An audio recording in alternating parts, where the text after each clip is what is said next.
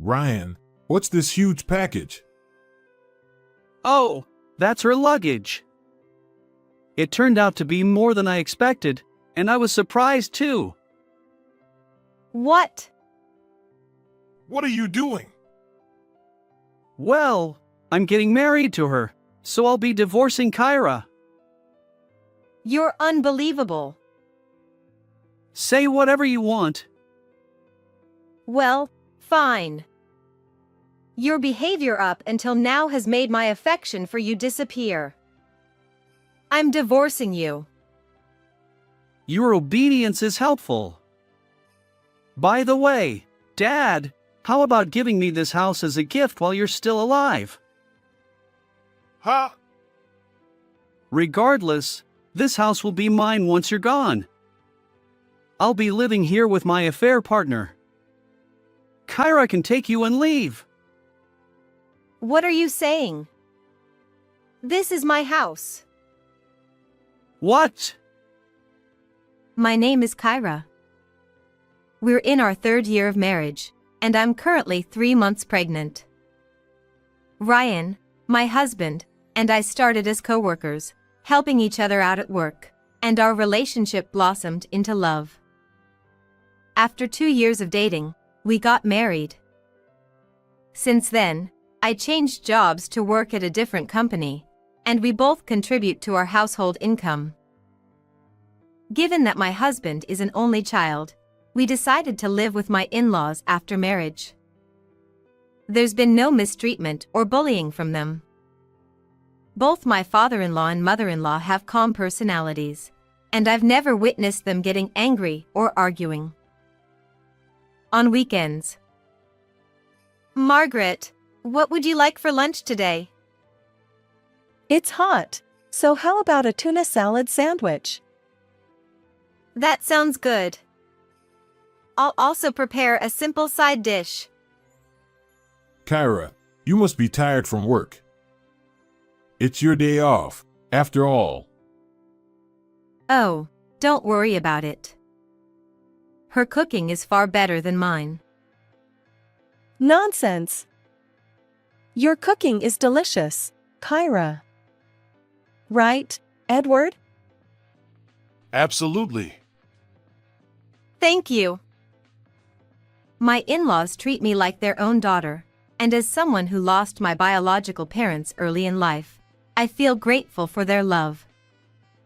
Especially my mother-in-law, who often says, "I always wanted a daughter," to the point where Ryan gets jealous.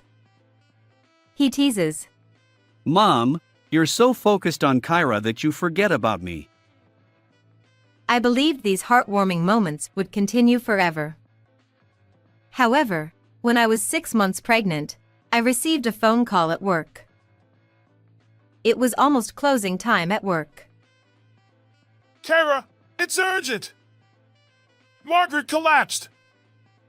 She's currently in the intensive care unit at the hospital! What? I'll go there right away. What about Ryan? I can't reach Ryan! I tried calling his cell phone and leaving messages. Understood. I'll try contacting him too. I explained the situation to my boss and headed to the hospital. On the way, I called Ryan. Hey, what's up? What's up? Haven't you seen the message from your dad? Oh, I haven't checked yet. What happened? Your mom collapsed. She's in the ICU. What? I'll be at the hospital soon. You should come too. Yeah. His hesitant response puzzled me, but I hung up and rushed to the hospital. My mother-in-law had been moved to a regular ward, lying in bed.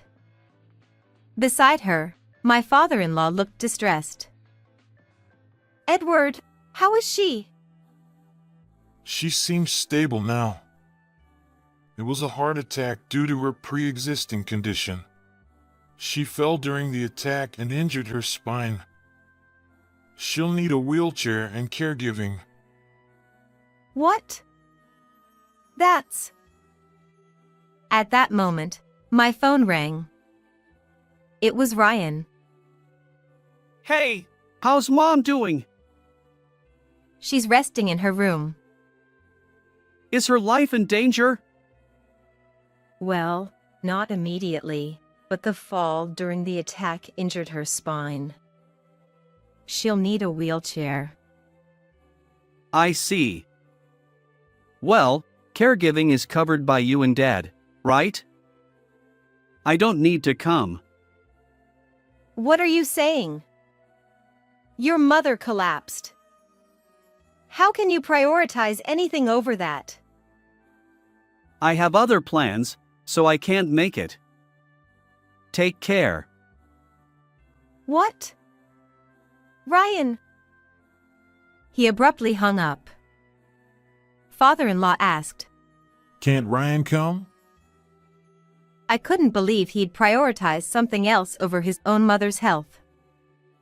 I felt angry and couldn't help expressing my frustration to my father-in-law. Was he always this heartless? Did something happen at work? Seeing my father-in-law's calm response, I immediately regretted my irritation. Edward, I'll go back home for a moment to get some of Margaret's clothes. What about you? I'll stay here with her. That's a good idea. It'll be reassuring for her. All right, I'll be off. I'm sorry, Kyra. I gathered my mother-in-law's clothes and other necessary items at home and hurried back to the hospital. We arrived just in time for visiting hours. My mother-in-law was still unconscious. I left the belongings, entrusted my mother-in-law to the nurse, and returned home with my father-in-law. Even after arriving home, my husband hadn't returned yet. I decided to call him. What? Your mother has been hospitalized for a while. Oh, I see. I'll visit her eventually. It's your mother we're talking about. Why are you so indifferent? Look, I'm busy right now. Can we talk about it when I get home? Ryan! Once again, my husband unilaterally hung up the phone. He used to be different, more caring toward his parents. What happened? Around midnight, Ryan finally came home. I'm exhausted. What kept you out so late? Important business dinner. I see. And about your mother's caregiving? You and Dad can handle it. I'm not participating. What? What are you declaring? I'm busy with work. I don't want to deal with caregiving even after coming home. If you have work, I'm in the same boat. You're about to start maternity leave, and it's perfect timing. I don't mind taking care of her, but it bothers me that you, as her son, are opting out. It's disrespectful. I'm busy. I won't do caregiving. I'm going to bed. Lately, every conversation with my husband ends up in an argument. I couldn't fathom his mindset. The next morning, as Ryan prepared to leave for work as usual, my father-in-law confronted him. Ryan, I understand work is busy, but she's your mother. Make time to visit her. Yeah. And off he went. Father-in-law muttered. Was he always like this? He, too, was puzzled by his son's change. That day, I took a day off and headed to the hospital with my father-in-law. In the hospital room, my mother-in-law's gentle smile welcomed us, providing some relief. She would remain hospitalized for a while to adjust to life in a wheelchair before returning home. We decided to partially renovate our house to make it more accessible. Ryan's late return home had become a pattern since my mother-in-law's hospitalization, often stretching into the early hours of the morning. Some days, he didn't come home at all. Ultimately, during her hospital stay, Ryan never visited her. Ryan is so busy. Her lonely expression tugged at my heart. I hadn't revealed the reality of Ryan's absence during her hospitalization. After her discharge, we began the routine of home caregiving. While I was at work, we hired a caregiver, and when I returned home, I juggled household chores and caregiving. It was challenging, but both my mother-in-law and father-in-law were cooperative. Plus, our renovated home was wheelchair-friendly, allowing my mother-in-law to gradually regain independence. Amidst all this, I reached my due date and safely gave birth to a healthy baby girl. My in-laws were overjoyed. When labor began, I tried to contact Ryan, but as expected, he was unreachable. Even the message about our child's birth went unread. And yet, I confronted Ryan once. His indifference to everything infuriated me. "Ryan, why don't you come home?" What do you mean? I'm busy with work, so it can't be helped. You and Dad are there for Mom and the child. Everything will be fine. Don't you worry about your mother or want to meet your child? Work is unavoidable. Besides, I'll see them when I get home. Talking to the wall, my words fell on deaf ears. I felt like a fool for asking. The daily routine of managing household chores, caregiving, and childcare keeps me busy. Fortunately, my mother-in-law actively assists with childcare. About a year into this new lifestyle, my mother-in-law's health deteriorated. Despite her unwavering concern for her son, my husband wasn't there during her final moments. For the past few days, I hadn't been able to reach my husband at all. It was only after my mother-in-law's passing that he finally responded. "Ryan, where have you been? I've been trying to contact you." Oh, is Mom in critical condition? "She's gone. Your mother has passed away." What?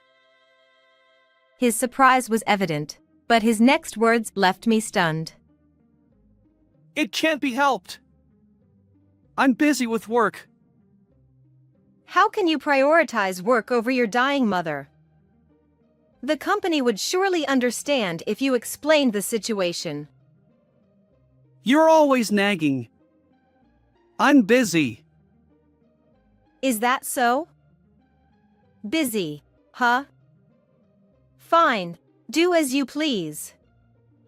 But at least attend your mother's funeral properly. It's her final farewell. I know. His constant excuse was busy. I was losing patience with him. The word divorce kept echoing in my mind. But I didn't want to cause further pain to my father-in-law, who had just lost his wife. At the wake, my husband tearfully apologized to his mother. What kind of work could be more important than her final moments? As I observed him, I wondered. The funeral proceeded smoothly with my father-in-law as the chief mourner, and we all returned home. Thank you for everything, Kyra. Thank you. Let me make some tea. No, I'm good. I have other commitments. At a time like this? Can't you cancel? What's it to you? Mind your own business. Ryan, listen to Kyra. Your mother's funeral just ended. Can't you find another day for your commitments? It's an important business deal. At this hour? Besides, Kyra has been taking care of your mother all this time. You never lifted a finger. Don't you feel any gratitude toward her? Yeah, thanks. Are you satisfied? And with that, he stormed out of the house. I stood there, dumbfounded. Kyra, I'm truly sorry. He wasn't always like this. Please don't apologize, Edward. It's not your fault. I don't think he was always like this either. Has Ryan changed? I couldn't help but vent my frustration. Father-in-law nodded with a defeated expression. Since my mother-in-law's passing, Ryan's late nights away from home had become more frequent. His excuses, business trips, company outings, had disappeared. I had stopped asking where he was, leaving him unchecked. Life settled into a new normal for me, my father-in-law, and our daughter. The memorial service for my mother-in-law went smoothly. Although I had contacted Ryan, he never showed up. Then something unexpected arrived from him. Kyra, come here! His voice echoed from the front door. Yes, I'm coming. Do you know about this massive shipment? Huh? I have no idea. Understood. Ryan had sent an enormous amount of belongings to our house. That night, Ryan returned unexpectedly, accompanied by a familiar woman holding a baby. Not Natalie? It's been a while. How have you been? The woman's name was Natalie, a former colleague from work. Ryan, Natalie, and I had started at the company together and often went out for drinks. Long time no see. As you can see, I'm doing well. We can't chat in the doorway. Come inside. I wondered why Ryan had brought Natalie, but I welcomed them into our home. You had a baby? I had no idea. Yeah. I didn't mention it. Her curt response left me uneasy. By the way, Ryan, what's with this huge shipment? Oh, it's Natalie's stuff. There's more than I expected, and it surprised me. Huh? Before I could ask, father-in-law erupted in anger. What's going on, Ryan? I'm marrying her, so I'm divorcing Kyra. What? Does that mean the child Natalie is holding is yours? Yeah, You. When your own family was going through a tough time, you were out playing with other women, even had a child with one. You're despicable. say whatever you want. Well, fine. Your behavior has erased any affection I had for you. Creating a child with another woman, especially Natalie. It makes me sick. I'm divorcing you. Your obedience is convenient. As he said that, my husband placed the pre-filled divorce papers in front of me. Natalie, holding our child, sat next to him with a faint smile. Could you sign it now? I want to marry Natalie soon. And Dad, I'd like this house to be gifted to me while you're still alive. What? Regardless, this house will be mine when Dad passes away. I plan to live here with my affair partner. Kyra, take Dad and leave. Eventually, Dad will need care, but Natalie doesn't want to be burdened with that. Dad would feel more secure with Kyra. I'm such a good son, right? What are you saying? Or, if Kyra is willing to take care of Dad and our child, we could continue living together, haha. So, why have you been saying all this? This is my house. Ha! You're the one who needs to leave right now. Exactly. Not only was my husband surprised, but Natalie's face also contorted in shock. As my father-in-law nodded beside me, my husband's voice grew louder. Their plan had crumbled in an instant, leaving him visibly shaken. Wait! Wait! Just because you're getting divorced doesn't mean you can say crazy things. Dad, you're not falling for Kyra's words, are you? This property and house are in my name. I have no intention of transferring or selling them to you. If you insist on living here, you'll pay a reasonable monthly rent. What? Kyra is telling the truth. When Mom fell ill, the house needed repairs. You were unreachable. Kyra generously covered all the renovation costs. Instead of just taking money, we decided to sell this property and house to Kyra after discussing it with Mom. What audacity! You have no right to say that. Mom was always worried about you. Your actions show ingratitude. Leave immediately. You are never to darken my doorway again. You're disowned. Oh, don't worry. We rejected that massive shipment, so your belongings won't be here. Leave with peace of mind. I witnessed my usually calm father-in-law's anger for the first time. My husband and Natalie were kicked out of the house, leaving dejectedly. Kyra, sprinkle holy water at the entrance. Yes. As I gazed at the divorce papers left on the table, I sighed deeply. Kyra, after the divorce, I'll move to a nursing home. Don't worry about me. Edward, please don't say that. As long as you're okay, continue living here with us as before. Sarah will be happy too. Thank you, Kyra. The next day, I went to the municipal office and submitted the divorce papers. The divorce was finalized.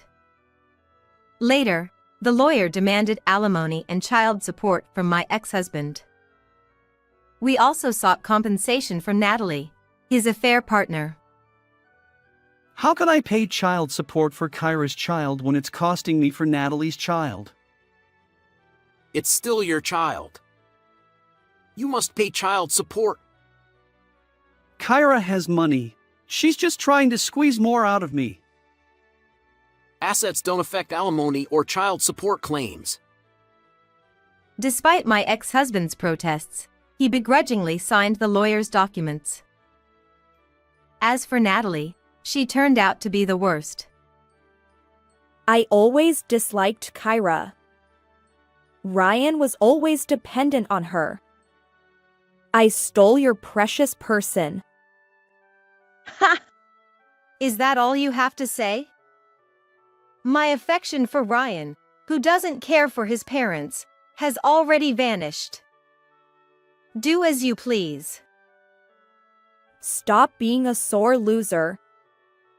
Ryan wanted a son. Well, our child is a boy.